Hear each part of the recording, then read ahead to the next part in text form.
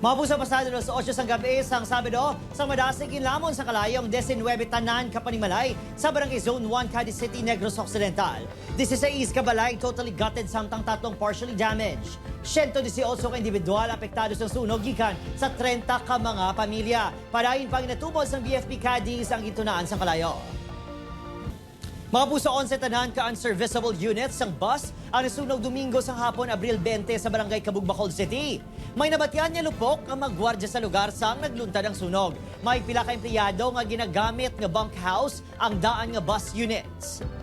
May isa ka 62 anyos na lalaki nga nakaagom sang minor injury bangod sang sunog. 20,000 pesos ang release nga danyo sa sunog. For the cost ng kagapon nga sunog, sir, was electrical emission. Where ang aton nga service line, sir, sang isa ka bunkhouse dito, nautod ni sa tungod sa napalid nga atop. So, accidentally, ang live wire nagtupa ni sa isa ka junk kag mutog sa gudan sang kalayo, sir.